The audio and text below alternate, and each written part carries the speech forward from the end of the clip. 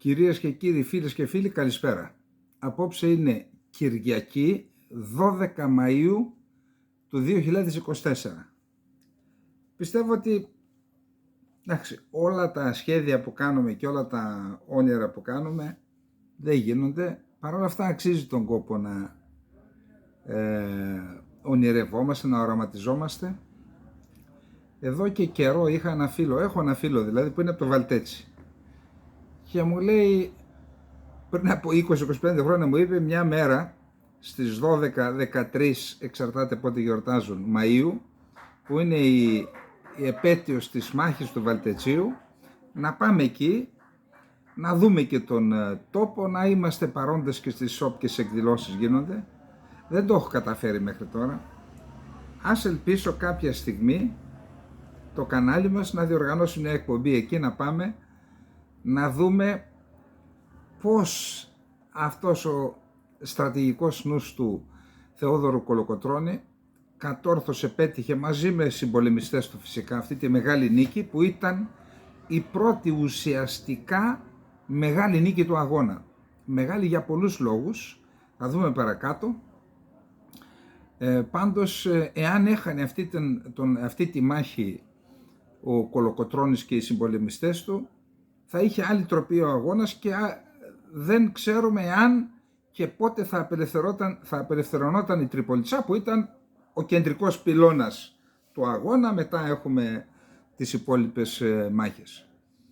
Σαν σήμερα λοιπόν η μάχη στο Βαλτέτσι, να δούμε λίγο τη στρατηγική αυτού του τεράστιου στρατηγικού μυαλού, του μεγάλου Θεόδωρου Κολοκοτρώνη. Πιστεύω ότι πρέπει να ανακηρυχθεί σε μέγα ο Θεόδωρος Κολοκοτρώνης. Η Ακαδημία των Αθηνών με άλλα απασχολείται. Λοιπόν, σαν σήμερα 12 Μαΐου του 1821 διεξάγεται μία από τις σημαντικότερες μάχες της Ελληνικής Επανάστασης.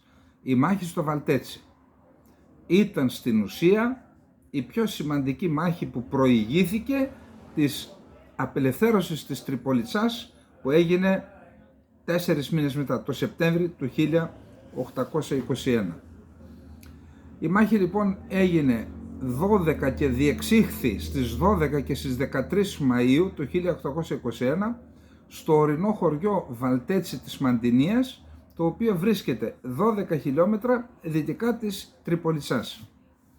Είχε προηγηθεί η μάχη του Λεβιδίου, όπου οι Τούρκοι ιτήθηκαν, και μετά την μάχη αυτή είχαν δημιουργηθεί 3 στρατόπεδα.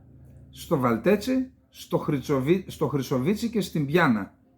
Όλα αυτά με πρωτοβουλία του Θεόδωρου Κολοκοτρώνη. Ποιο ήταν το στρατηγικό του σχέδιο? Επειδή η Τριπολιτσά βρίσκεται στο κέντρο και επειδή περιβάλλεται από βουνά, για να έχεις πρόσβαση στην Τριπολιτσά είτε από βορρά, δηλαδή από Κόρινθο και από Άργος, είτε από νότο, από Σπάρτη, Καλαμάτα, είτε και από Δυσμάς, από τις ακτές της Πελοποννήσου, τώρα μου διαφεύγει το όνομα του χωριού εκεί, της Κομόπολης, που τότε ο άστρος Κινορίας. Αυτά λοιπόν στην ουσία ήταν διαβάσεις. Εάν έκανες στρατόπεδα και μπορούσες σταδιακά να αποκόπτεις αυτές τις διαβάσεις, τότε ήταν σαν να περνάς μια θηλιά γύρω από την Τριπολιτσά. Σημειωτέων, η Τριπολιτσά ήταν το διοικητικό, στρατιωτικό, εμπορικό κέντρο ολόκληρου του Μοριά της Πελοποννήσου. Εκεί λοιπόν άρχισε να κάνει στρατόπεδα. Δεν υπήρχαν δυνατότητες τότε μετακίνησης, ταχείας μετακίνησης, άρα έπρεπε να κάνεις στρατόπεδα γύρω από την Τριπολιτσά, ούτως ώστε σιγά σιγά να σφίγγει ο κλειός, να κλείνει τις διαβάσεις και στο τέλος να πέσει και η Τριπολιτσά. Άρα έκανε 3 στρατόπεδα, όπως λέει ο ίδιος στα απομνημονεύματά του. Η στρατηγική σημασία του Βαλτετσίου και η ενίσχυση του στρατοπέδου αποτελούσαν απειλή για τους Τούρκους. Στις 25 Απριλίου του 1821, ισχυρές δυνάμεις προερχόμενες από τον Ναύπλιο επιτέθηκαν εναντίον του Βαλτετσίου, που το κατήχαν οι Έλληνες. Αυτό λοιπόν, επειδή η επίθεση αυτή έγινε ευνηδιαστικά, δεν ήταν έτοιμοι να αμυνθούν, αποχώρησαν οι μαχητές, οι Τούρκοι κατέλαβαν το χωριό και το έκαψαν. Ο Κολοκοτρώνης ήταν στη Βέρβαινα τότε, στα Βέρβαινα. Αμέσως οι Τούρκοι έφυγαν, αφού το έκαψαν το χωριό, αποχώρησαν, πήγε και ανασυγκρότησε το στρατόπεδο στο Βαλτέτσι. Επειδή το ανασυγκρότησε, ο τοπικός διοικητής του Χουρσίτ Μπασά, ο Κεχαγιάν-Μπεϊς Μουσταφά Πασάς, διοικητής της Τριπολιτσάς, τότε αφού τον ενημέρωσαν ότι οι Έλληνες κάνουν ανασύσταση του στρατοπέδου στο Βαλτέτσι, σχεδίασε μία επιχείρηση. Προσέξτε, διάβασα τα αριθμητικά δεδομένα, ήταν μία επιχείρηση μεγάλης κλίμακας για τα δεδομένα της εποχής, να μην σας πω και για τώρα, πραγματικά μεγάλης κλίμακας, για να μην νομίζουν ορισμένοι ότι η Τριπολιτσά ήταν ένα κέντρο που δεν ήταν μεγάλης σημασίας και αξιολόγου. Εκεί λοιπόν έστειλε έναν Τουρκαλβανό, δεν είναι σωστός ο όρος, έναν Αλβανό μουσουλμάνο, το Ρουμπί, με περίπου 1.000 άντρες, 800 άντρες, 1.000 άντρες, να κατευθυνθεί προς το Βαλτέτσι, αλλά ταυτόχρονα έστειλε και άλλες δυνάμεις. Για να δούμε πώς ακριβώς. Άρα το κυριότερο σώμα λοιπόν του τουρκικού στρατού πήρε κατεύθυνση βόρεια του Βαλτετσίου με σκοπό να εμποδίσει την αποστολή βοήθειας από την Πιάνα και το Χρυσοβίτσι, από τα άλλα δύο στρατόπεδα που έκανε ο Κολοκοτρώνης. Ακολούθησε ένα δεύτερο σώμα από 2.000 εφήπους και πεζούς που κατευθύνθηκε προς τους Αραχαμίτες και ένα τρίτο που έσπευσε να καταλάβει το Φραγκόβρεσο για να αποκόψει το Βαλτέτσι από το στρατόπεδο των Βερβαίνων, και ένα τέταρτο σώμα από 3.000 άνδρες, ορειβατικά πολυβόλα και διοικητική μέρνα, πολυμοφόδια κτλ. Στο Καλογεροβούνι. Άρα έχω μια συσσόρευση περίπου πάνω από 12, 13, 15.000 στρατό. Είναι πολύ μεγάλος για τα δεδομένα της εποχής. Από το Χρυσοβίτσι που βρισκόταν ο Κολοκοτρώνης είδε σήματα καπνού επάνω από την Χρέπα. Τότε δεν ήταν μόνο οι Ενδιάνοι, και εμείς. Θα μου πείτε, οι Βίγλες αυτή τη δουλειά έκαναν. Στο Αιγαίο παντού είχαμε με σήματα καπνού. Είδε λοιπόν σήματα καπνού ότι ο τουρκικός στρατός κατευθύνεται προς το Βαλτέτσι και με 800 άντρες έσπευσε στην περιοχή, έχοντας ήδη ειδοποιήσει τον Πλαπούτα που βρισκόταν στην Πιάνα να σπεύσει και αυτός προς τα εκεί. Αυτούς τους δύο άνδρες τους έβαλαν οι Αγγλογερμανοί, οι Βαβαροί και οι Γερμανοί, τους έβαλαν στη φυλακή και τους καταδίκασαν σε θάνατο. Όταν αυτοί πολεμούσαν, οι άλλοι... Λοιπόν, η μάχη στο Βαλτέτσι εν τω μεταξύ είχε ανάψει. Ο Ρουμπί με τους άντρες του προσπαθούσε να περικυκλώσει και να συντρίψει τους οχυρωμένους στο ανατολικό και βορειοανατολικό προμαχώνα. Ο Κολοκοτρώνης κατόρθωσε να καταλάβει ένα ύψωμα και άρχισε να χτυπά τους Τούρκους. Το μεσημέρι της ίδιας μέρας, 12 Μαΐου δηλαδή, έφτασε και ο Πλαπούτας που είχε ειδοποιηθεί. Επιτέθηκε και αυτός εναντίον των στρατιωτών του Ρουμπί. Η κατάσταση άλλαξε και οι άνδρες του Ρουμπί κινδύνευαν να εγκλωφιστούν από τους Έλληνες. Τότε ο Μουσταφά Μπεϊς έστειλε δυνάμεις από το Καλογεροβούνι να χτυπήσουν τα ταμπούρια των Μανιατών χωρίς να πετύχει τίποτα. Αποτυχημένος ήταν και ο κανονιοβολισμός των ελληνικών θέσεων και εντωμεταξύ ήδη είχε αρχίσει να βραδιάζει. Η μάχη συνεχιζόταν μέχρι το τελευταίο φως και μπορούμε να πούμε ότι η νύχτα πέρασε με μία, ας πω τη λέξη, ισοπαλία.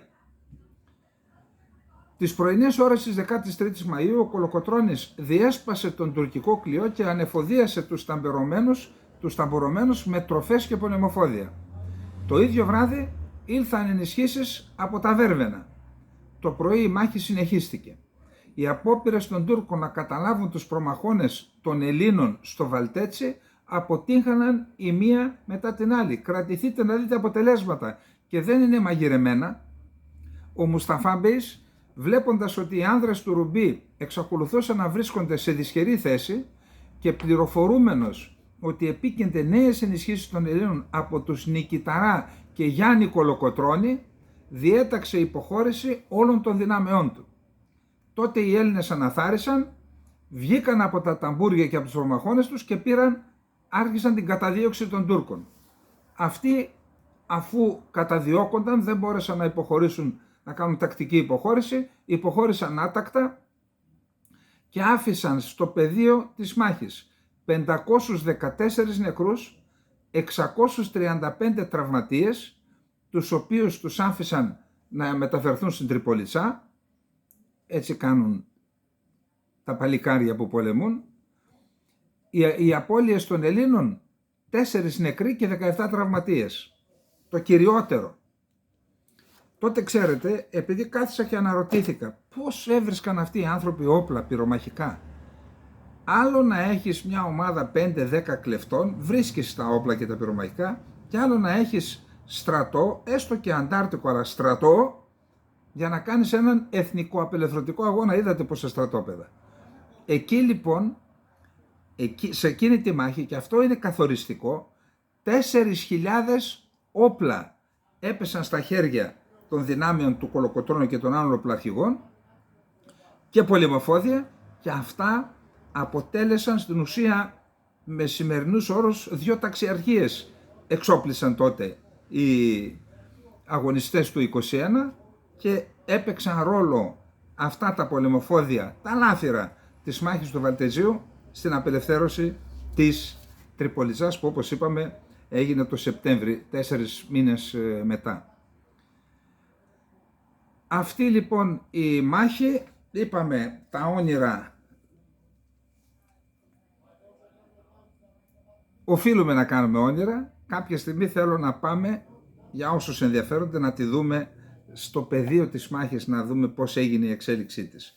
Γιατί έπαιξε ρόλο στην απελευθέρωση αυτής της χώρας, μια απελευθέρωση που δεν ολοκληρώθηκε ποτέ, ιδιαίτερα μετά το θάνατο του Καποδίστρια. Λοιπόν, αυτά είχαμε να πούμε για τα επετειακά.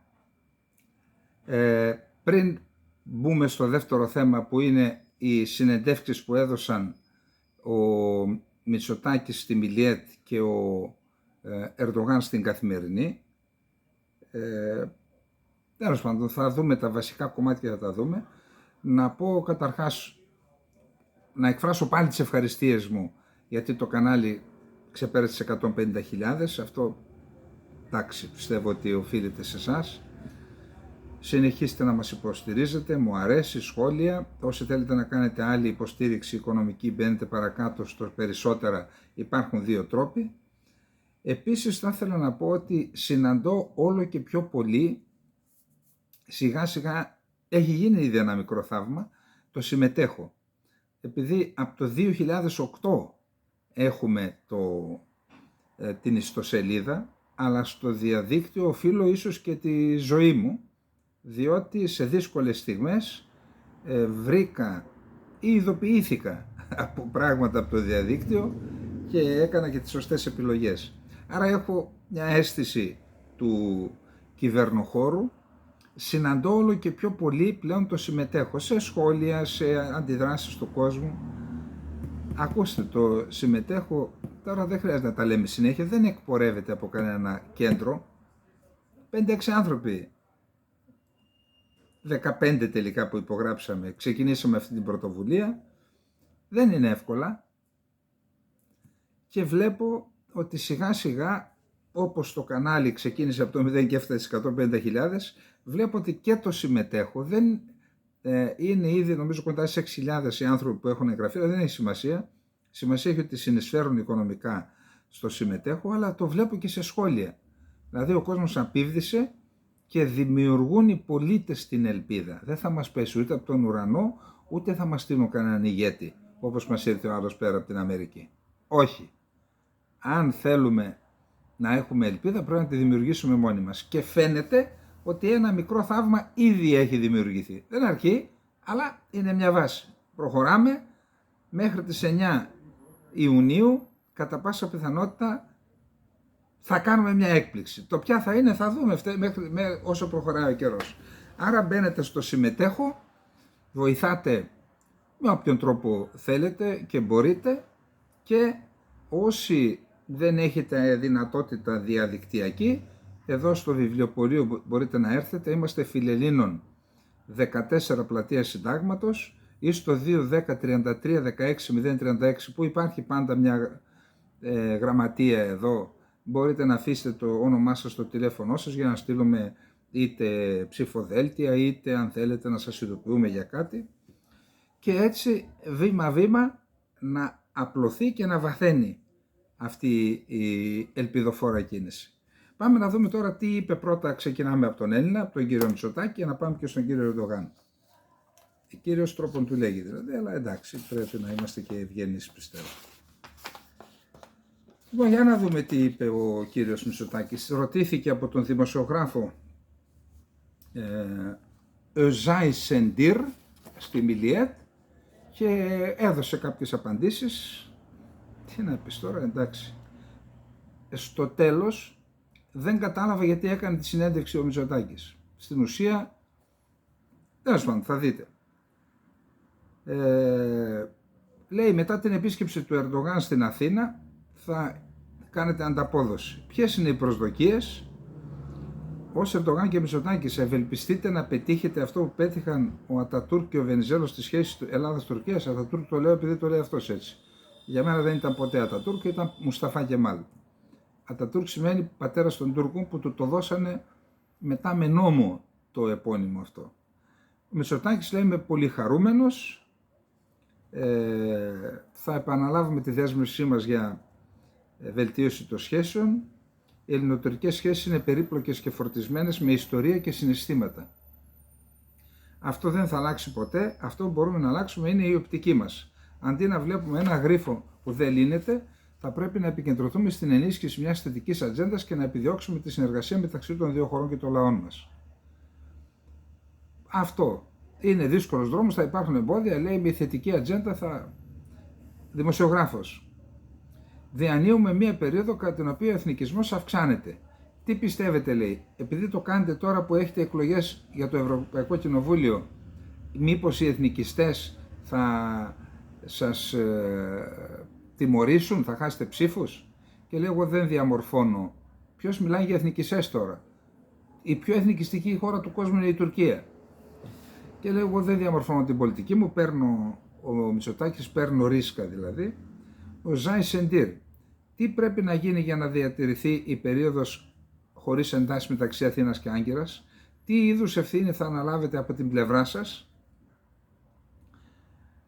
Λέει, οφείλουμε στον ελληνικό και στον τουρκικό λαό μία περίοδο χωρίς εντάσεις, ιδιαίτερα σε καιρούς παγκόσμιας αβεβαιότητας, πολλαπλών κρίσεων και αναταραχών στην ευρύτερη περιοχή. Ακόμα και αν δεν καταφέρουμε να προχωρήσουμε με την οριοθέτηση των θαλασσίων ζωνών στο Αιγαίο και την Ανατολική Μεσόγειο, μπορούμε να διαφωνούμε με πολιτισμένο τρόπο. Αυτό είναι το βασικό. Ο δημοσιογράφος. Υπάρχουν κάποιοι που πιστεύουν ότι οι σχέσεις Τουρκίας δεν θα βελτιωθούν ποτέ. Τι θέλετε να πείτε σε εκείνους τους απεσιόδοξους? Εγώ, λέει, δεν είμαι απεσιόδοξος. Η Ελλάδα και η Τουρκία αντιμετωπίζουν κοινές προκλήσεις. Η μετανάστευση, η κλιματική αλλαγή, οι φυσικές καταστροφές απαιτούν περισσότερο από ποτέ αμοιβαία κατανόηση και συνεργασία. Λέει, να χρησιμοποιήσουμε αυτούς τους τομείς για να εξομαλύνουμε, τουλάχιστον να έχουμε ένα θετικό κλίμα. Ναι, τώρα τη μετανάστευση την οργανώνει η Τουρκία. Δεν χρειάζεται από κοινού να σταματήσει η Τουρκία να φέρνει μετανάστες για να τους στέλνει στην Ελλάδα και στην Ευρώπη. Αυτό είναι το θέμα, αλλά πάλι ο δημοσιογράφος. Έρχονται, λέει, εκατοντάδες χιλιάδες Τούρκοι στην Ελλάδα και τώρα, λέει, με τα νησιά μπορείτε να κάνετε, λέει, ένα βήμα ούτως ώστε να παίρνουν σε όλες τις περιοχές της Ελλάδας που πηγαίνουν οι Τούρκοι στη συνοριακή πύλη, δηλαδή με αεροπλάνο έρχονται και να παίρνουν στο αεροδρόμιο βίζα. Ο Μητσοτάκης λέει, δεν μπορεί να γίνει αυτό. Εμείς κάναμε την Σέγγεν, τους πείσαμε μετά από προσπάθειες να εξαιρέσουν τα 10 νησιά. Τα θαλάσσια πάρκα. Υπάρχουν άνθρωποι στην Τουρκία που είναι επιφυλακτικοί για το σχέδιο αυτό και το τουρκικό Υπουργείο Εξωτερικών επίσης προέβη σε δήλωση σχετικά με το θέμα. Ποιος είναι ο κύριος σκοπός της Ελλάδας όσον αφορά αυτό το σχέδιο? Τι θα θέλετε να πείτε ως απάντηση σε εκείνους που πιστεύουν ότι το έργο αυτό είναι μια προσπάθεια να αποκλειστεί η Τουρκία από το Αιγαίο? Μητσοτάκης. Πιστεύω ότι έχει γίνει υπερβολική συζήτηση. Είναι καθήκον μας να προστατεύσουμε το μοναδικό θαλάσσιο περιβάλλον μας και η δημιουργία του Εθνικού Θαλάσσιου Πάρκου στο Αιγαίο και στο Ιόνιο αποτελεί μέρος ενός καταλόγου 21 δεσμεύσεων με προϋπολογισμό 780 εκατομμυρίων ευρώ που ανακοίνωσε η Ελλάδα κατά τη διάρκεια της διάσκεψης για τους ωκεανούς που έγινε στην Αθήνα 15 με 17 Απριλίου. Πρόκειται για πρωτοβουλία που ερείδεται στο Διεθνές Δίκαιο και στο Δίκαιο της Θάλασσας. Λέει, προσέξτε παρακάτω. Οι χώρες μας αντιμετωπίζουν κοινές προκλήσεις όπως η κλιματική αλλαγή και αυτό θα πρέπει να αποτελεί πεδίο συνεργασίας. Δηλαδή εδώ, σαν να ανοίγει λίγο και την πόρτα να συνεργαστούμε με την Τουρκία για να κάνουμε τα θαλάσσια πάρκα σε περιοχές ελληνικής δικαιοδοσίας. Σαν, λέω, έτσι.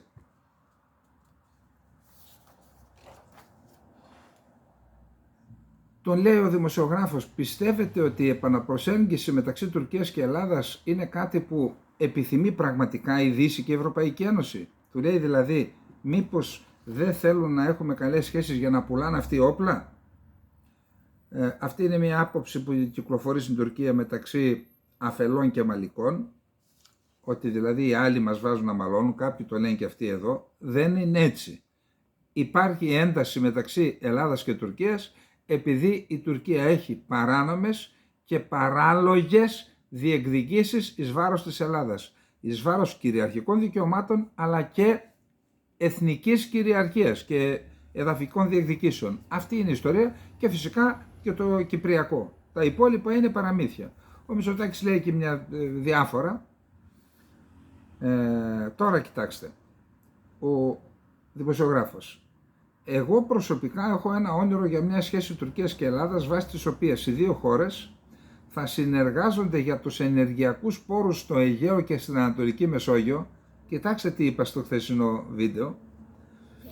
Θα μοιράζονται τον πλούτο, να το ξαναπώ, θα μοιράζονται τον πλούτο, δείτε το τίτλο του χθεσινού βίντεο, θα μοιράζονται τον πλούτο και θα φιλοξενούν από κοινού διεθνείς διοργανώσεις. Πώς φαντάζεστε τη σχέση Τουρκίας-Ελλάδας σε 10 χρόνια από τώρα? Προσέξτε, οι δύο χώρες θα συνεργάζονται για τους ενεργειακούς πόρους στο Αιγαίο και στην Ανατολική Μεσόγειο, θα μοιράζονται τον πλούτο και θα φιλοξενούν διεθνείς οργανώσεις. Πώς φαντάζεστε τη σχέση? Λέει ο Μητσοτάκης, προσπαθεί να φύγει από αυτά τα ενεργειακά, λέει, ευελπιστώ ότι οι δεσμοί μεταξύ των δύο λαών θα έχουν γίνει ισχυρότεροι και δεν θα εξαρτώνται από τις κυβερνήσεις στις δύο πλευρές του Αιγαίου. Αυτό, οι δύο πλευρές του Αιγαίου, είναι η βάση, το θεμέλιο πάνω στο οποίο η Τουρκία στηρίζει τις διεκδικήσεις. Τι λέει δηλαδή η φράση αυτή? Υπάρχει η υπηρετική Ελλάδα, υπάρχει η υπηρετική Τουρκία και στη μέση το Αιγαίο.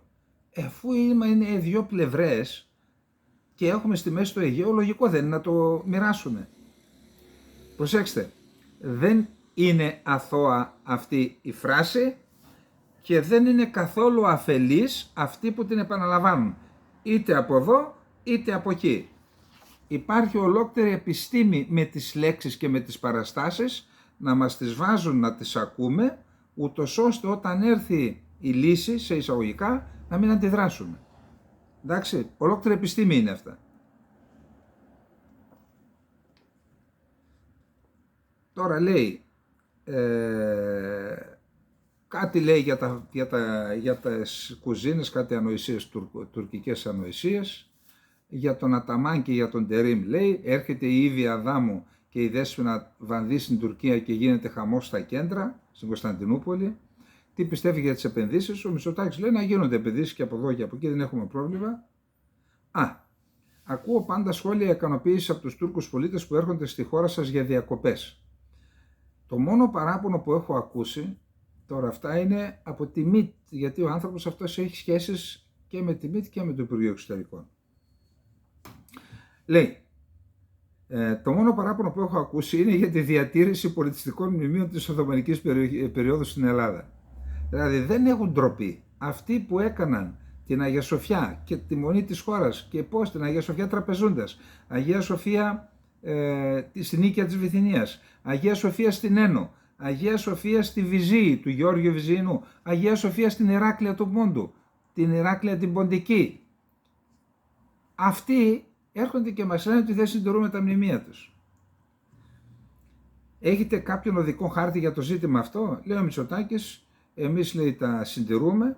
Τα τελευταία 15 χρόνια περίπου 125 έργα αποκατάστασης και συντήρησης Οθωμανικών μνημείων με προϋπολογισμό 90 εκατομμύριων ευρώ, είτε τα τελειώσαμε είτε τελειώνουν.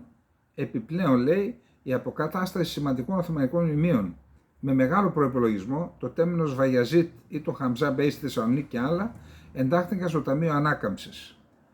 Και λέει, είμαι απογοητευμένος από την πρόσφατη απόφαση των τουρκικών αρχών να λειτουργήσει η Βυζαντινή Μονή της χώρας Κοζτζαμί, καθώς και από την παλαιότερη σχετική απόφαση για την Αγία Σοφία. Λοιπόν, αυτά για την συνέντευξη του Έλληνα Πρωθυπουργού. Για να δούμε τώρα τι είπε ο Ερντογάν. Στην ουσία ο Μητσοτάκης δεν είπε τίποτα. Εντάξει, απέφυγε, γιατί τώρα σου λέμε λοιπόν και μια πατάτα. Ο Παπαχελάς πρέπει να είναι, που ρωτάει, δεν το γράφει στην Καθημερινή. Κύριε Πρόεδρε, στη δήλωσή σας σχετικά με την επίσκεψη του Μητσοτάκη στην Άγκυρα αναφέρεται ότι θα συνομιλήσετε για το πώς μπορούν να βελτιωθούν οι σχέσεις των δύο χωρών. Είστε ικανοποιημένος? Ποιος είναι ο στόχος? Λέει, πρέπει να προχωρήσουμε. Βασικά, η αναβολή δεν λύνει προβλήματα. Μιλώντας ανοιχτά και με θάρρος για όλα τα θέματα συνολικά, ποια μία διαφορά που λένε εδώ οι δικοί μας? Μιλώντας ανοιχτά και με θάρρος για όλα τα θέματα συνολικά, μπορούμε να κάνουμε βήματα προς την κατεύθυνση της λύσης. Η αναβολή δεν λύνει τα προβλήματα. Είναι απαραίτητο να τα υπερβούμε με θάρρος και να επιδείξουμε βούληση για επίλυση. Και λέει παρακάτω. Ακριβώς όπως προσπαθούμε με τον κόσμο να παρακολουθεί με θαυμασμό, να εδραιωθεί η ειρήνη τόσο στην περιοχή μας όσο και σε διαφορετικές άλλες περιοχές, έτσι θα κάνουμε ό,τι περνάει από το χέρι μας για να διασφαλίσουμε ότι η ειρήνη και η ηρεμία θα επικρατούν για πάντα και στις δύο πλευρές του Αιγαίου Πελάγους. Πάρτε άλλο 1-2 πλευρές και καθίστε να δείτε, εκατοντάδες φορές το ακούτε από τους προπαγανδιστικές στις ελληνικές τηλεοράσεις. Λέει, πώς ήταν η επαφή σας με τον Μητσοτάκη στην Αθήνα? Λέει, πιστεύω ότι πετύχαμε ένα κλίμα αρμονίας με τον Μητσοτάκη το τελευταίο διάστημα. Η διακήρυξη των Αθηνών, οι συμφωνίες και τα πρωτόκολλα είναι καλά. Δεν υπάρχει κανένα εμπόδιο για την προσθήκη νέων. Συμπερασματικά η επικοινωνία μας είναι ικανοποιητική σε πολλά επίπεδα. Ερώτηση. Η Άγκυρα αντέδρασε για τα θαλάσσια πάρκα. Ενώ η Αθήνα κάνει λόγο για ένα περιβαλλοντικό ζήτημα που είναι τα θαλάσσια πάρκα, το τουρκικό Υπουργείο Εξωτερικών έθεσε ζήτημα κυριαρχίας των νησιών. Ο Μητσοτάκης είπε ότι η Ελλάδα θα προκηρύξει τα θαλάσσια πάρκα. Μπορεί ο διάλογος να προχωρήσει όταν τίθεται ζήτημα όχι μόνο των δικαιωμάτων εκμετάλλευσης στη θάλασσα, αλλά και κυριαρχίας επί το εδάφος, στο έδαφος? Απάντηση του Ερντογάν. Η έγερση ζητημάτων κυριαρχίας δεν είναι μια κατάσταση που βλάπτει το έδαφος του διαλόγου και εμποδίζει την πρόοδό του. Δηλαδή εμείς θα διεκδικούμε την Ανατολική Θράκη και τα παράλια, ξέρω εγώ, θεωρητικά μιλάω, και θα λέμε στον Ερντογάν, δεν πειράζει που σου διεκδικούμε, κάνουμε ασκήσεις, έχουμε στρατεύματα που θεωρητικά μπορούμε να το πετύχουμε, και όταν ο άλλος λέει, ρε παιδιά, πώς θα κάνουμε διάλογο αφού εσύ διεκδικείς, λες, δεν πειράζει. Δεν πειράζει. Τι σημασία έχει αυτό αν διεκδικώ εγώ τη δική σου κυριαρχία? Αυτό μας λέει. Μπροστά στα μάτια μας κοροϊδία. Η έγερση ζητημάτων κυριαρχίας δεν είναι μια κατάσταση που βλάπτει το έδαφος του διαλόγου και εμποδίζει την πρόοδο του. Αυτά δεν τα είπε ο Ερντογάν. Αυτά στείλαμε ερωτήσεις και τα γράψαν οι επιτελείς του, έτσι. Και συνάδουν με την εθνική στρατηγική της Τουρκίας. Τα θέματα αυτά έχουν ήδη μια ιδιαίτερη θέση στον κατάλογο των θεμάτων που πρέπει να αντιμετωπίσουμε. Οι διεκδικήσεις σε θέματα κυριαρχίας.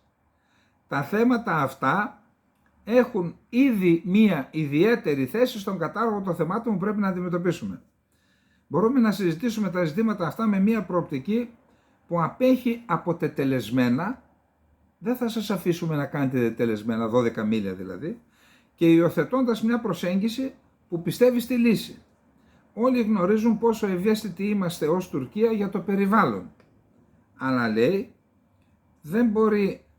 δεν θα ήταν σωστό να το δούμε αυτό ως ένα εύχριστο κάλυμα και να προσπαθήσουμε να κρύψουμε πίσω το άλλες αμφιλεγόμενες καταστάσεις. Ότι δηλαδή θα κάνετε θαλάσσια πάρκα για να ιδιοποιηθείτε την περιοχή ως τετελεσμένα.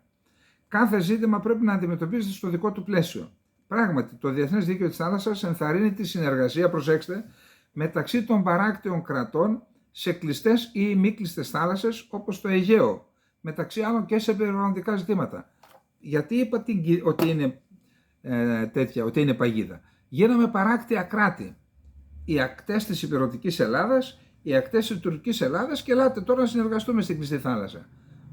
Τι λες ρε Ερντογανάκο, και τα νησιά που έχουμε στο Αιγαίο, τι θα τα κάνουμε αυτά, δεν είναι ποιες παράκτιες χώρες? Η Ελλάδα είναι νησιωτική χώρα. Και ποιες δύο πλευρές του Αιγαίου? Υπάρχει η Ελλάδα με το Αιγαίο και η Τουρκία. Αυτή είναι η πραγματικότητα και έτσι πρέπει να μιλούν οι Έλληνες και όταν αναφέρονται σε αυτό. Καλή ερώτηση εδώ. Πιο καλές ερωτήσεις κάνει ο Έλληνας από τον Τούρκο. Η Ελλάδα θεωρεί άκυρες τις συμφωνίες μεταξύ Τουρκίας και Λιβύης και η Τουρκία θεωρεί άκυρες τις συμφωνίες Ελλάδας και Αιγύπτου με την οριοθέτηση. Ομοίως μια σειρά από συμφωνίες μεταξύ Κύπρου και Ισραήλ θεωρούνται άκυρες από την Τουρκία. Σε ένα τέτοιο περιβάλλον μπορούμε να μιλήσουμε για οποιαδήποτε συνεργασία Ελλάδας-Τουρκίας για τους υδρογονάνθρακες? Θυμηθείτε τι είπαμε στη χθεσινή εκπομπή. Και λέει, λέει, δεν μιλάμε για συμφωνίες Κύπρου-Ισραήλ, μιλάμε για συμφωνίες της Ρωμαϊκής διοίκησης της Κύπρου με το Ισραήλ που δεν αφορά όλη την Κύπρο. Άρα ακυρώνει δηλαδή την Κυπριακή Δημοκρατία μπροστά στα μάτια μας. Η Τουρκία υπερασπίστηκε συνεχώς τη δίκαιη και περιεκτική κατανομή των πόρων υδρογονανθράκων και είναι κάτι που ζητούσε συνεχώς. Δίκαιη, περιεκτική κατανομή των πόρων. Όπως σε κάθε θέμα θέλουμε και εδώ να γίνονται σεβαστά τα κυριαρχικά μας δικαιώματα και εξουσίες, καθώς σεβόμαστε επίσης τα κυριαρχικά και τις αρχές, δικαιώματα και τις αρχές των παράκτιων χωρών. Ωστόσο, πάντα είχαμε την απαραίτητη αντίδραση σε απόπειρες που αγνοούσαν την Τουρκία. Επιπλέον, κάναμε ανοιχτό κάλεσμα και δηλώσαμε ότι πρέπει να δημιουργηθεί μια βάση για μια ενεργειακή συνεργασία χωρίς αποκλεισμούς και ότι θα υποστηρίξουμε τα βήματα που πρέπει να γίνουν για αυτή. Όλοι πρέπει να γνωρίζουν, εδώ είναι μια ευθεία απειλή, ότι είναι δύσκολο για μια ενεργειακή πλατφόρμα που δεν περιλαμβάνει την Τουρκία να επιτύχει στην περιοχή, ειδικά στην Ανατολική Μεσόγειο. Θέλετε δεν θέλετε, θα καβαλήσω εγώ στην πλατφόρμα, λέει. Και είπε ότι εμείς προτείναμε να γίνει μια διεθνής διάσκεψη στην Ανατολική Μεσόγειο να κερδίσουμε όλοι, το win-win ή καζάν-καζάν. Αλλά για να γίνει αυτό πρέπει να γνωρίσει την Κυπριακή Δημοκρατία. Όχι, χωρίς την Κυπριακή Δημοκρατία. Αυτά είναι τουρκοπροτάσεις είναι αυτές. Το λεγόμενο τουρκοκίτς. Αυτά είναι. Λοιπόν, δυστυχώς λέει, βήματα που αγνοούν τα δικαιώματα της Τουρκίας και του ψευδοκράτους έχουν δηλητηριάσει την ατμόσφαιρα σχετικά με αυτό το θέμα μέχρι στιγμής. Εάν τα εγκαταλείψουμε, ό,τι έχετε κάνει δηλαδή, και δημιουργηθεί το έδαφος διαλόγου που εμείς επιθυμούμε, είμαστε έτοιμοι να αναλάβουμε την ευθύνη για μία μόνιμη λύση. Δεν μπορεί να φτάσει πουθενά με ένταση. Πρέπει να γίνει κατανοητό ότι το να παρασυρώμαστε σε προκλήσεις δεν ωφελεί κανέναν και θα πρέπει να ζητηθούν τρόποι για να φτάσουμε σε ένα λογικό σημείο.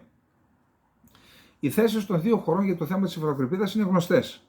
Δεν αναμένεται αλλαγή στις στάσεις των δύο χωρών. Θα δεχόσασταν να πάμε στη Χάγη? Η λύση εδώ είναι ξεκάθαρη. Η λύση είναι να συμμορφωθούμε με το διεθνές δίκαιο και να το κάνουμε βιώσιμο. Εφόσον δεν το αποφεύγουμε, δεν πρέπει να υπάρχουν εμπόδια που δεν μπορούμε να ξεπεράσουμε μαζί. Όπως γνωρίζετε, υποστηρίζουμε ότι τα προβλήματα πρέπει να επιλύονται ως πακέτο όλα μαζί και οι διεκδικήσεις μας, όχι μόνο η οριοθέτηση. Εντάξει, Δεν πρέπει να αγνοούμε άλλα αμφιλεχόμενα σημεία, εστιάζοντας σε μία και μόνο διαφορά. Άρα ποιος μας παραπληροφορούσε? Οι γνωστοί δημοσιογράφοι, αρτογράφοι, ακαδημαϊκοί, απόστρατοι, μας λέγανε Χάγη, Χάγη, Χάγη. Ποια Χάγη? Ποια Χάγη? Λοιπόν, δεν θα επιτρέψουμε, λέει, λέει, έχει περάσει ένας χρόνος χωρίς ένταση στο Αιγαίο. Λέει, τι θα γίνει με αυτό? Όπως λέμε πάντα, είναι σημαντικό να διατηρηθεί η βάση διαλόγου και συνεργασίας. Εμείς δεν είμαστε υπέρ της έντασης. Όπως εμείς δεν έχουμε βλέψει στα δικαιώματα άλλων, σώπα. Εμείς δεν θέλουμε κανείς να δείχνει ασέβεια στα δικαιώματά μας. Το να συνεχιστεί μια συμπεριφορά που σέβεται τις ευαισθησίες εξασφαλίζει το να επικρατήσει μια ατμόσφαιρα χωρίς ένταση. Λέει, μη μας προκαλείτε για να έχετε ήσυχο το κεφάλι σας. Αυτή η ηρεμία είναι ένα σημάδι για το πόσο απαραίτητο είναι οι σχέσεις να αναπτυχθούν σε δίκαιη βάση. Μονίμως δίκαιη βάση. Αυτό το δίκαιη βάση είναι το μισό Αιγαίο, έτσι.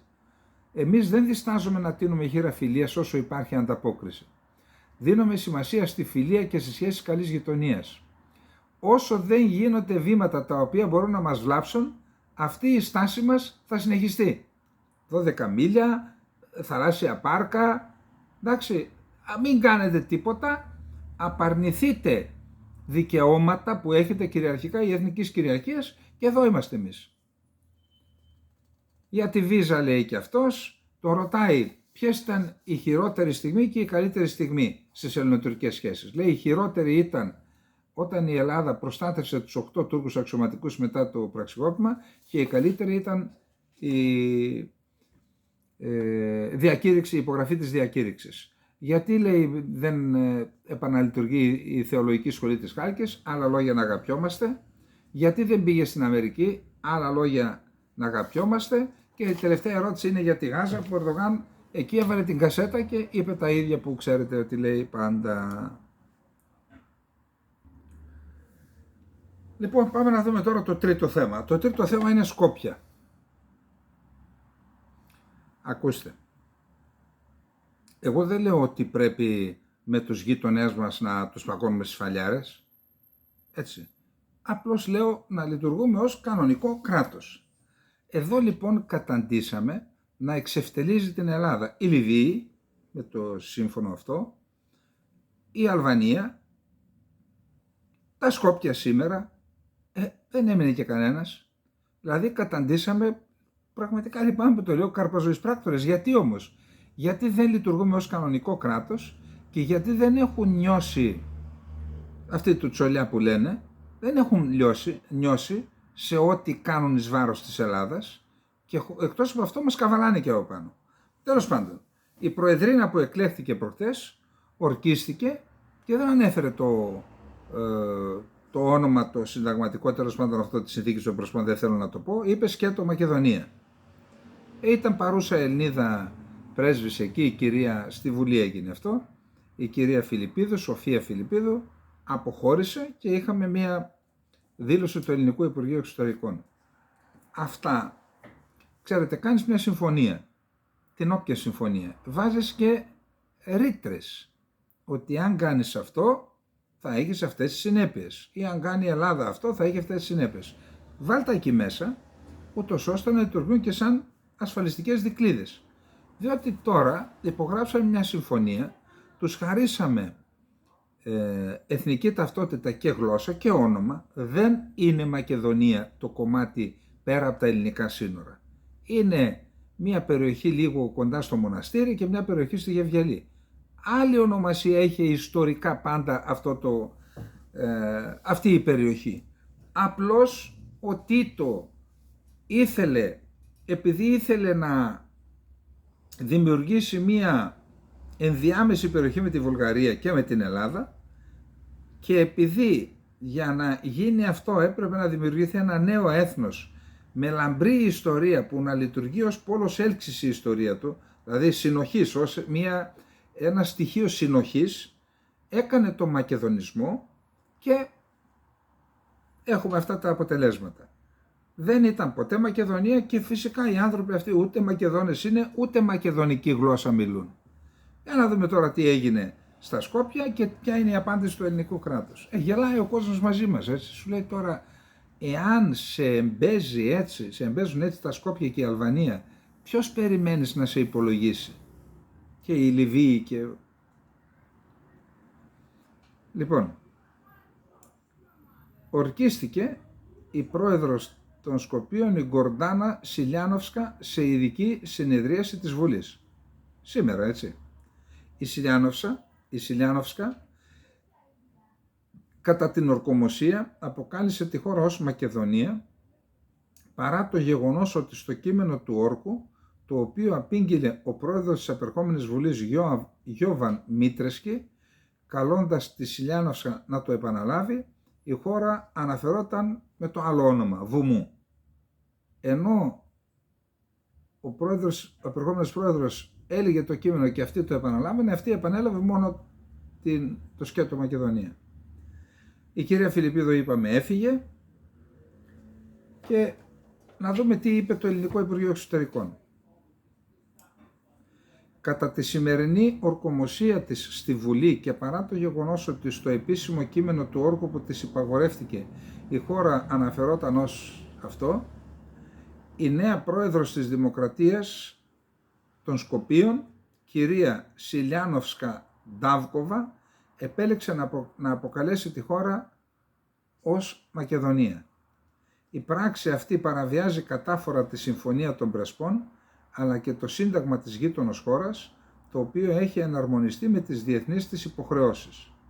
Η ελληνική κυβέρνηση, παρά τις αντιρρήσεις που είχε εκφράσει ως αντιπολίτευση κατά την κύρωση της συμφωνίας, τη σεβάστηκε ως επικυρωθήσα διεθνή συνθήκη που υπερέχει κάθε άλλης διάταξης νόμου. Η Ελλάδα στο πλαίσιο αυτό δηλώνει κατηγορηματικά ότι η περαιτέρω πρόοδος της διμερείς σχέσης της με τη γειτονική χώρα, με τα Σκόπια, καθώς και η ευρωπαϊκή πορεία της τελευταίας εξαρτώνται από την πλήρη εφαρμογή της Συμφωνίας των Πρεσπών και κυρίως από τη χρήση της συνταγματικής ονομασίας της χώρας.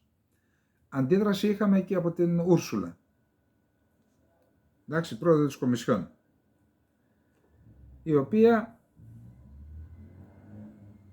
λέει, προκειμένου η γειτονική χώρα να συνεχίσει την επιτυχημένη πορεία της προς την ένταξη στην Ευρωπαϊκή Ένωση, είναι ύψης της σημασίας η χώρα να συνεχίσει την πορεία των μεταρρυθμίσεων και τον πλήρη σεβασμό στις δεσμευτικές συμφωνίες της, συμπεριλαμβανομένης της Συμφωνίας των Πρεσπών. Αυτά λοιπόν. Πάμε τώρα, το ίδιο θέμα, να μην αλλάξουμε θέμα. Ήρθε εδώ ο κύριος Ράμα. Καταρχάς, από ό,τι είδα και κάποιες φωτογραφίες, έφερε κουβαλημένους χειροκροτητές και από την Αλβανία. Μερικά λεωφορεία, δεν ξέρω πόσα, πάντως 2-3 είδα, και από ό,τι λέει το χιμάρα.gr που έχει ανταποκριτές εκεί, ότι και είπε και συγκεκριμένα από ποιες περιοχές τους έφερε εδώ. Τέλος πάντων, η ομιλία του δεν έχει σημασία, έχουν οι συμβολισμοί. Ότι είδα ένα γήπεδο γεμάτο με αλβανικές σημαίες στην καρδιά της Αθήνας. Δηλαδή, ο Βαρουφάκης, άσετε τώρα τι λέει ο καθένας για τον Βαρουφάκη, συμμετείχε διαδικτυακά σε μια ομιλία, σε μια εκδήλωση για το Παλαιστινιακό, για τη Γάζα, στο Βερολίνο. Του έκοψαν τη σύνδεση και τον απαγορεύουν να πάει στη Γερμανία για να κάνει πολιτικές εκδηλώσεις. Δηλαδή η Γερμανία δεν είναι δημοκρατική χώρα. Με ποια λογική επιτρέπεις, του χρόνου έχουν εκλογές, να έρθει εδώ να κάνει εκδήλωση, συγκέντρωση?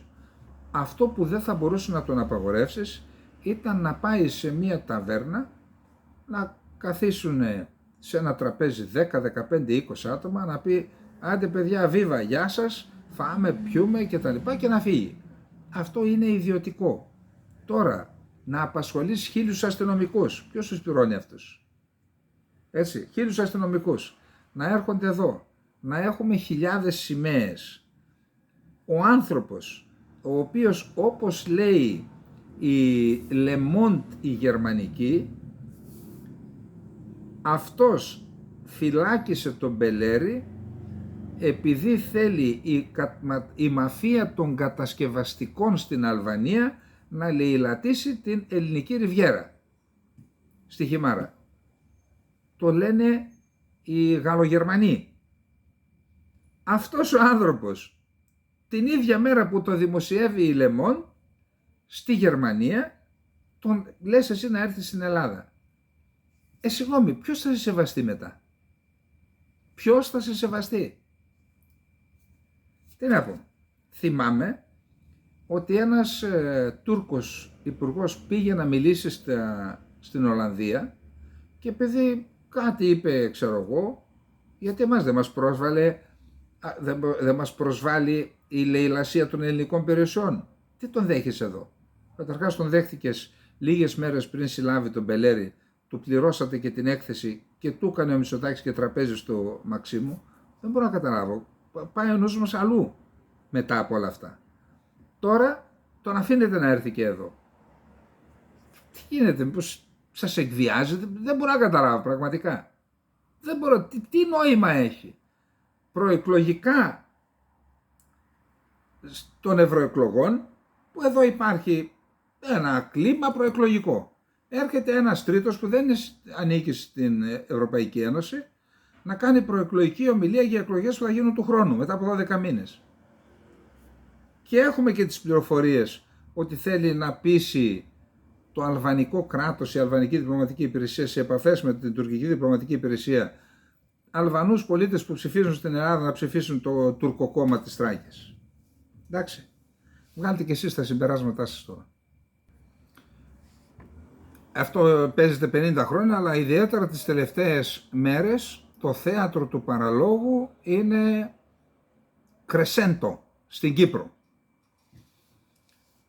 Ο Γενικός Γραμματέας του ΟΗΕ έκανε ένα συμβόλαιο με την Κουεγιάρ, την Ολγκίν, για 6 μήνες να κατέβει στο νησί, να έρθει σε επαφή με τους παράγοντες του νησιού, πολιτικούς και με την κοινωνία, με την Ελλάδα και με την Τουρκία, ούτως ώστε μέσα σε ένα εξάμηνο να υποβάλει μια έκθεση στον Γκουτέρες, Γενικό Γραμματέα του ΟΗΕ, για να δούμε να αρχίσουν συνομιλίες με σκοπό την επίλυση του Κυπριακού. Εκεί ο Τατάρ εμψυχρό λέει, δεν πρόκειται να δεχθώ όχι έναρξη συνομιλιών, μία συνάντηση τριμερή, έτσι να πιούμε έναν καφέ στη Λευκοσία μεταξύ της Ολγκίν, του Χριστοδουλίδη και του ιδίου, εάν θέτει ως προαπαιτούμενο την αναγνώριση του ψευδοκράτους. Μα άμα κάνει αναγνώριση του ψευδοκράτους, γιατί να συναντηθείς? Τέλειωσε, λύθηκε το πρόβλημα. 2 κράτη στο νησί. Τι να λύσουμε μετά δηλαδή? Και επειδή έχει δημιουργήσει ο Τατάρ αυτό το αδιέξοδο, αντί να πιεστεί ο Τατάρ και η Τουρκία, τώρα τι να πεις πραγματικά? Έχουμε και πίεση, ανεβαίνει και η πίεσή μας. Πιέζεται η Κύπρος και λένε στην Κύπρο, κάνε μια κίνηση καλής θέλησης, ούτως ώστε δώσε κίνητρα στον Τατάρ. Δηλαδή δεν το χωράει ο ανθρώπινος νους. Ξέρετε γιατί? Γιατί παραμελήσαμε την εθνική φρουρά και δεν κάναμε αυτό που είπα. Εάν η εθνική φρουρά, στρατός ξηράς, πολεμική αεροπορία και πολεμικό ναυτικό είχαν τη δυνατότητα να πετάξουν τους Τούρκους στη θάλασσα, τον τουρκικό στρατό κατοχής, και αν έκαναν κάθε χρόνο μία άσκηση, που στην άσκηση, οι ασκήσεις είπαμε ότι οι μεγάλες είναι εφαρμογές σχεδίων, και σε αυτή την άσκηση αποδεικνύαμε, καλούσαμε και τους ακόλουθους άμυνας, έχει αρκετούς στο νησί, μην νομίζετε. Ελάτε παιδιά να δείτε τι γίνεται εδώ. Καλούσαμε και από την Ευρώπη και από τον ΝΑΤΟ, άμα θέλουν. Ελάτε να δείτε μια ωραία άσκηση που κάνουμε, πόσο καλά τα κάνουμε. Και εκεί με το σενάριο αφήναμε να εννοηθεί ότι αυτή η άσκηση αποτελεί εφαρμογή σχεδίων να διώξουμε τις δυνάμεις κατοχής που βρίσκονται παράνομα πάνω στο νησί. Παράνομα! Ποιος θα είχε το πάνω χέρι στις συνομιλίες, τι πιστεύετε? Γιατί θα προαναγγέλαμε και μία άσκηση, γιατί ξέρετε, όταν προαναγγέλεις άσκηση, οι ασκήσεις μπορούν να μετεξελιχθούν σε κανονικές επιχειρήσεις. Διότι οι ασκήσεις, επειδή γίνεται η εφαρμογή των σχεδίων, διότι τα σχέδια δεν είναι μόνο στρατός, είναι κριτικός μηχανισμός κτλ. Όλοι αυτοί λειτουργούν κινητοποιούνται, δραστηριοποιούνται με βάση τα σχέδια και μπορεί η άσκηση να μετατραπεί σε επιχείρηση. Θα καθόταν στο τραπέζι ο Τούρκος ή δεν θα καθόταν? Μια χαρά θα καθόταν. Αυτό που συμβαίνει είναι ένας απόλυτος πολιτικός και διπλωματικός παραλογισμός να ζητούν από την Κυπριακή Δημοκρατία να κάνει υποχωρήσεις στον εισβολέα. Αυτό πρέπει να απασχολήσει την ελληνική πλευρά και μας κάνουν και από ό,τι διάβασα στην εφημερίδα Πολίτης, ότι δεν ξέρω αν τις κάνουν ευθέως τις απειλές ή μέσω διαρροών, λέει ότι προς την ελληνική πλευρά ότι αν δεν κάνετε υποχωρήσεις και πάμε σε αδιέξοδο θα άρουμε τον αποκλεισμό των Τουρκοκυπρίων, που αυτό οδηγεί σε αναγνώριση διεθνή. Και προς τους Τουρκοκυπρίους λένε ότι αν δεν δείξετε καλή θέληση, τότε θα περάσουν τα βαρόσια, η αμόχωστος, στην ειρηνευτική δύναμη της Κύπρου, υπό τον έλεγχο της ειρηνευτικής δύναμης της Κύπρου. Και απ' την άλλη πλευρά ο Κώστας ο Βενιζέλος λέει προσοχή στους ελιγμούς της Άγκυρας, έχουν σχέδιο Β, μεθοδεύουν το ναυάγιο στην αποστολή της Ολγίν Κουεγιάρ, ούτως ώστε να πετύχουν, διότι στο συμβόλαιο που έχει υπογράψει περιγράφεται και το πλαίσιο πάνω στο οποίο θα γίνουν τα οποιαδήποτε βήματα. Οι Τούρκοι έχουν ως στόχο στο επόμενο συμβόλαιο να έχει αλλάξει η βάση της λύσης και να πάει να πείσουν τον Οργανισμό Ηνωμένων Εθνών να ακυρώσει τον εαυτό του και τα ψηφίσματα του Συμβουλίου Ασφαλείας και να περάσει η κυριαρχική ισότητα και στην ουσία αναγνώριση του ψευδοκράτους. Και ένα τελευταίο από την Κύπρο.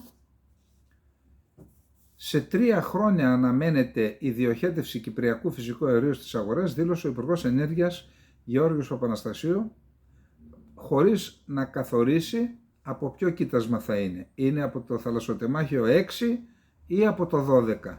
Το 6 το έχει Eni Total, το 12 το έχει η Chevron. Πάντως είπε το 2027 θα έχουμε φυσικό αέριο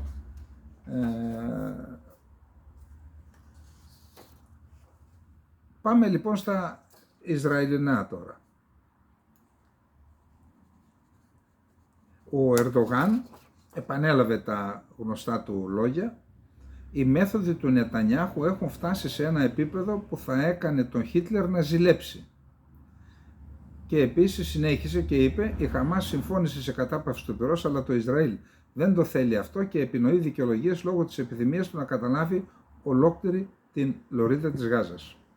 Ισραηλινή εφημερίδα Yediot Ahronot δημοσίευσε μία λίστα με 1.500 ονόματα πολιτών και στρατιωτών που σκοτώθηκαν από το Ισραήλ, του Ισραήλ δηλαδή, που σκοτώθηκαν από τις 7 Οκτωβρίου μέχρι σήμερα. Αυτά είναι τα ονόματά τους. Από τις 7 Οκτωβρίου 10 αξιωματικοί στρατιώτες έχουν αυτοκτονήσει. Κάποιοι από αυτούς αυτοκτόνησαν κατά τη διάρκεια των μαχών σε οικισμούς που βρίσκονται κοντά στη λωρίδα της Γάζας, έγραψε η εφημερίδα Χααρέτζ Κεντροαριστερής Απόκλησης. Σύμβουλος Ασφάλειας του Λευκού Οίκου Τζον Κίρμπι. Θα βοηθήσουμε τον Ισραηλινό στρατό να εντοπίσει το Γιαγιά Σινουάρ, στρατιωτικό ηγέτη της Χαμάς στη λωρίδα της Γάζας.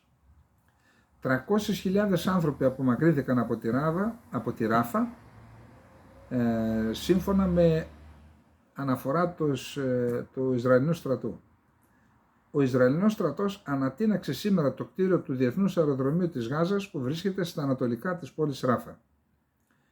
Πληροφορίες αναφέρουν ότι ο Αιγυπτιακός στρατός έστειλε βαριά τεθωρακισμένα οχήματα, άρματα και οχήματα στο βόρειο Σινά, κοντά στα σύνορα με το Ισραήλ. Έχουντ Μπάρακ, πρώην πρωθυπουργός του Ισραήλ. Η επιχείρηση της Ράφα είναι ένα πολύ μεγάλο στρατηγικό λάθος και θα πληρώσουμε πολύ βαρύ τίμημα γι' αυτό. Η Ράφα θα είναι μία πλήρης αποτυχία για εμάς. Η κατάσταση στη Γάζα δεν έχει αλλάξει από την αρχή του πολέμου. Οι ταξιαρχίες και τα τάγματα της Χαμάς είναι ακόμα ενεργά. οι όμεροι θα επιστρέψουν σε φέρετρα. Wall Street Journal επικαλείται αναλυτές που λένε ο Ισραηλινός έλεγχος της Ράφα είναι απίθανο να οδηγήσει σε ισχυρό πλήγμα τη Χαμάς. Η επανέναρξη των μαχών στην πόλη της Γάζας και στη βόρεια λωρίδα της Γάζας δείχνει ότι το κίνημα διατηρεί τις μαχητικές του ικανότητες. Ισραηλινό ραδιόφωνο. Παραιτήθηκε ο Γιοράμ Χαμού, επικεφαλής των στρατηγικών υποθέσεων στο Συμβούλιο Εθνικής Ασφάλειας του Ισραήλ. Εκπρόσωπος του Ισραηλινού στρατού. Η Χαμάς ανασυγκροτεί τις δυνάμεις της στη Βόρεια Γάζα. Ο Ισραηλινός στρατός επιχειρεί στη Τζαμπάλια, στην περιοχή Τζαμπάλια υπάρχει ένας καταβλισμός, προσφυγικός καταβλισμός. Από νωρίς το πρωί επιτίθεται ο Ισραηλινός στρατός. Ένας μεγάλος αριθμός νεκρών υπάρχει ήδη στην περιοχή και είδαμε τις τελευταίες ώρες ισχυρούς βομβαρδισμούς. Είδα ένα βίντεο από την περιοχή. Εβραϊκό κανάλι 12. Ο πρωθυπουργός Νετανιάχου επέπληξε τους υπουργούς Μπένι Γκάντς και Γκάντι Έισενκοτ επειδή αναδεικνύουν και φέρνουν στην επικαιρότητα συνεχώς τα προβλήματα στο βόρειο Ισραήλ στα σύνορα με το Λίβανο, που αυτό επιβαρύνει την πίεση της κοινής, αυξάνει την πίεση της κοινής γνώμης προς την κυβέρνηση. Τους είπε σταματήστε να αναδεικνύετε το θέμα αυτό, μην το βάζετε στην επικαιρότητα. Το Ιράκ και η Συρία θα υπογράψουν διμερές μνημόνια ασφάλειας, διευρύνοντας την ενσωμάτωση ασφαλείας μεταξύ των δύο αδελφών κρατών. Αυτό συμφώνησαν οι δύο Υπουργοί Ιστορικών. Ινστιτούτο Μέσης Ανατολής. Μόνο το Ισραηλινό λιμάνι του Έιλατ, το οποίο είναι εμπορικό, υφίσταται άμεσες οικονομικές απώλειες περίπου 3 δισεκατομμυρίων δολαρίων ως αποτέλεσμα του ναυτικού αποκλεισμού της Ιεμένης. Πάμε στις Ηνωμένες Πολιτείες της Αμερικής. Έχει λίγο γέλιο εκεί. Εντάξει, λίγο να πάρουμε και μια ανάσα, παιδιά. Δεν αντέχουμε, είναι για πίεση. Λοιπόν, ο Τραμπ μίλησε στην Νέα Ιερσέη σε 80.000 κόσμο. Τι να σας πω, τι είπε εναντίον του Biden. Αν είναι αλήθεια αυτά που διαβάζουμε, από το New York Post είναι αυτά που θα διαβάσουμε τώρα, πραγματικά δεν λέγονται αυτά τα πράγματα. Δεν λέγονται. Προσέξτε.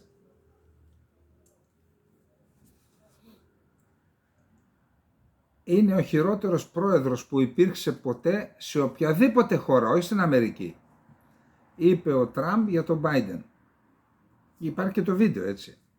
Παντελώς βλάκα χαρακτήρισε ο Ντόναλντ Τραμπ τον Biden κατά την ομιλία του σε προεκλογική συγκέντρωση που πραγματοποιήθηκε χθες το απόγευμα Σάββατο στο Wildwood του Νιου Τζέρσεϊ, υποστηρίζοντας ότι όλος ο πλανήτης γελά μαζί του και ότι έχει κάνει τεράστια ζημιά στη χώρα.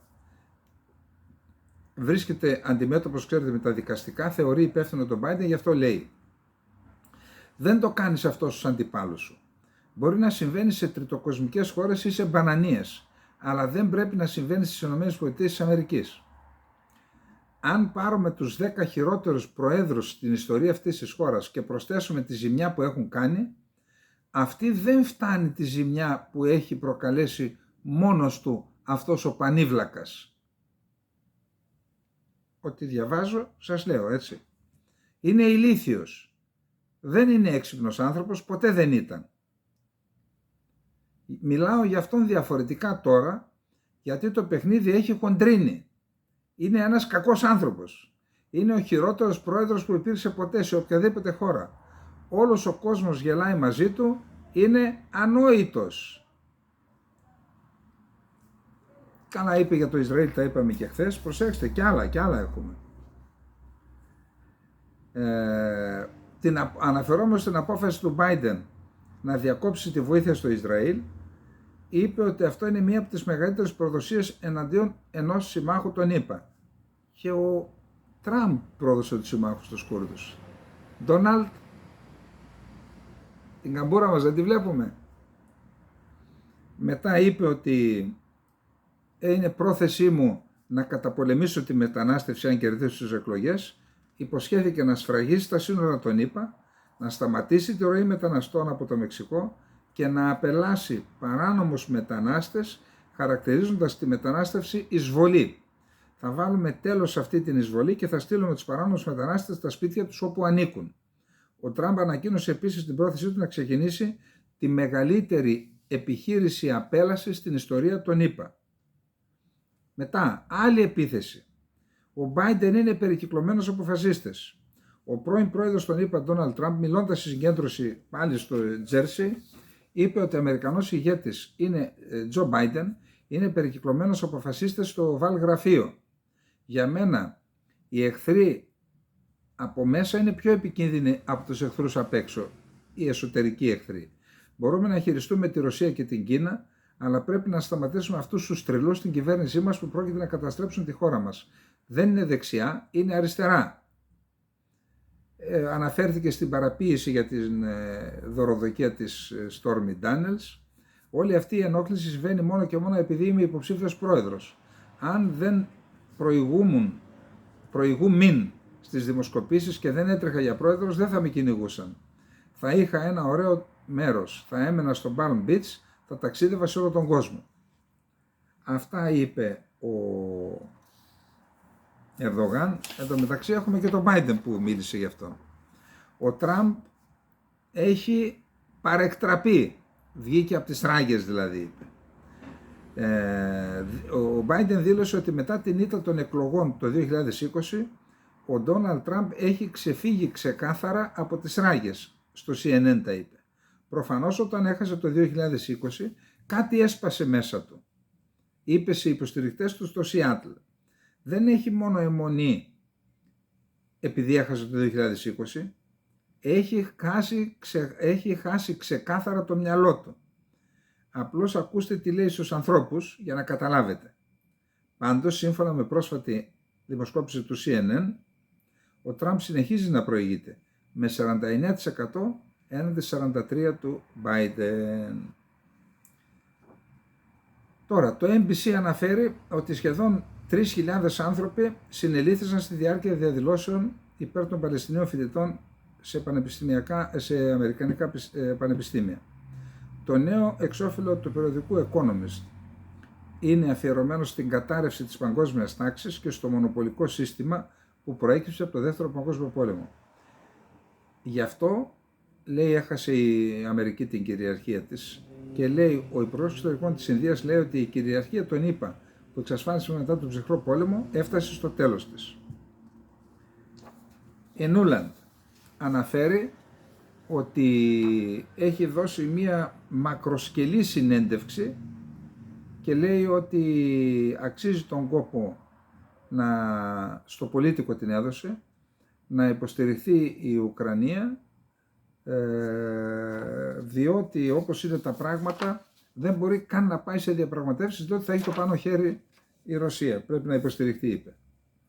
Ο Νίκο Λάγκ, πρώην επιτελάρχης του Γερμανικού Υπουργείου Άμυνας και μέλος της διάσκεψης για την ασφάλεια του Μονάχου, είπε: δεν πρέπει να εξαπατούμε τους εαυτούς μας. Ο Πούτιν θα επιτεθεί τόσο στα κράτη της Βαλτικής, όσο και στην Πολωνία, εάν του επιτρέψουμε να νικήσει στην Ουκρανία. Κανείς δεν μπορεί να πει ότι εξαπατηθήκαμε ή ότι δεν ξέραμε κάτι. Ο Πούτιν και οι κολλητοί του λένε ανοιχτά ότι μετά την Ουκρανία θέλουν επίσης να καταλάβουν εκ νέου την Ανατολική Πολωνία και τις χώρες της Βαλτικής. Ο Πούτιν θα σταματήσει μόνο αν βοηθήσουμε την Ουκρανία να το σταματήσει. Έχει ένα εξαιρετικά ενδιαφέρον άρθρο ο Τζέιμς Σταυρίδης, ο ναύαρχος ελληνικής καταγωγής του Αμερικανικού πολεμικού ναυτικού, που λέει ότι η Ρωσία έχει βάλει στο μάτι την Ατοική λίμνη, όπως αναφέρει τη Βαλτική θάλασσα, που την είπαμε εμείς εδώ και καιρό έτσι. Διαβάστε το, σχεδόν τα ίδια λέει και αυτός. Πάντως είναι γεγονός ότι η Ρωσία έχει μία ακτή εκεί στο Καλίνιγκραντ, αλλά έχει δυνατότητες να ασκήσει επιρροή στην Εστονία και τη Λετονία με την πολύ ισχυρή, πολυάριθμη μειονότητα που διατηρεί σε αυτές τις δύο χώρες. Οι Ηνωμένες Πολιτείες της Αμερικής, το έχουμε πει, ότι οι πόλεμοι αποτελούν μια ευκαιρία σε εισαγωγικά να δοκιμαστούν καινούργια όπλα, να δοκιμαστεί η αξιοπιστία των παλιών όπλων, τα καινούργια όπλα, οι τακτικές του πολέμου, πώς επηρεάζονται οι τακτικές από τα νέα όπλα, drones κτλ. Και λέει ότι όλα αυτά τα διδάσκονται τώρα οι Αμερικανοί στην Ουκρανία και με τη βοήθεια των Βρετανών τα ενσωματώνουν στα προγράμματα εκπαίδευσης και στα επιχειρησιακά σχέδια των Αμερικανικών ενόπλων δυνάμεων.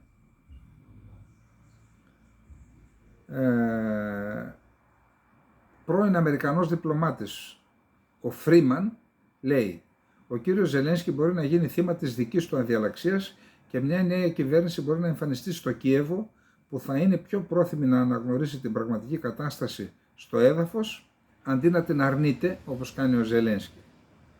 Σημείωσε ο Αμερικανός πρώην διπλωμάτης ότι πολλοί στην Ουκρανία γνωρίζουν την ανάγκη για διαπραγματεύσεις, αλλά ο επικεφαλής του καθεστώτος του Κιέβου έχει απαγορεύσει τη διεξαγωγή τους. Κατά τη γνώμη του, αυτό πρέπει να εγκαταλειφθεί. Πρόσθεσε επίσης ότι οι Ουκρανικές ένοπλες δυνάμεις πιθανότητα δεν θα αντέξουν ούτε μέχρι τον Νοέμβριο. Ο διοικητής των ενόπλων δυνάμεων της Ουκρανίας, Αλεξάνδερ Σίρσκι, χθες είχαμε δηλώσει από τον αρχηγό του ΓΕΣ, του στρατού Ξηράς, που είπε και να χάσουμε το Τσασίβιαρ δεν υπάρχει πρόβλημα και ότι είναι δύσκολα τα πράγματα στο Χάρκοβο. Σήμερα ο αρχηγός ΓΕΘΑ. Οι σφοδρές μάχες στην περιοχή του Χάρκοβο μετά την επίθεση της Ρωσίας συνεχίζονται, είπε. Έχουμε στο Χάρκοβο σκληρές μάχες και ως αντιπερισπασμό η Ουκρανία επιτέθηκε στο Μπελγκορόντ, όπου κατέρρισε μια πολυκατοικία, μιλούν για 22 νεκρούς και 12 αγνοούμενους. Ένα άλλο αμερικανικό άρμα μάχης είδα ότι χτυπήθηκε στο πεδίο, ένα βίντεο στο πεδίο της μάχης. Εμπειρογνώμονες της ρωσικής κρατικής εταιρείας Rostech επιθεώρησαν ένα αμερικανικό άρμα μάχης Abrams, το οποίο το πήραν από το πεδίο της μάχης σχεδόν άθικτο οι Ρώσοι και το μετέφεραν στη Μόσχα. Άρα οι εμπειρογνώμονες, λέει, επιθεώρησαν το Abrams, δήλωσε ο Γενικός Διευθυντής της εταιρείας Σεργέη Τσεμέζοφ. Η μελέτη του εξοπλισμού που καταλαμβάνουν από το πεδίο των μαχών είναι απαραίτητη για την ανάλυση των χαρακτηριστικών των όπλων και του στρατιωτικού εξοπλισμού του εχθρού, καθώς και των δυνατοτήτων ανάπτυξής τους.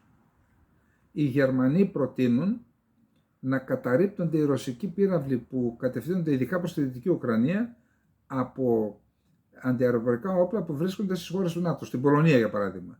Αν εντοπίζεται από τα ραντάρ, να εκτοξεύεται από την Πολωνία ο αντιαεροπορικός πύραυλος και να ρίχνει αεροπορικούς στόχους, μη αποδρομένα αεροσκάφη, πυράβλους κτλ.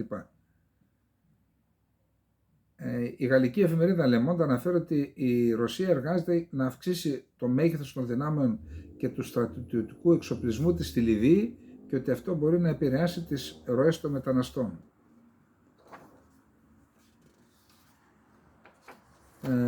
Είχαμε επίσης βομβαρδισμό ενός διελιστηρίου στο Μπελγκορόντ και εκεί είχαμε φωτιά.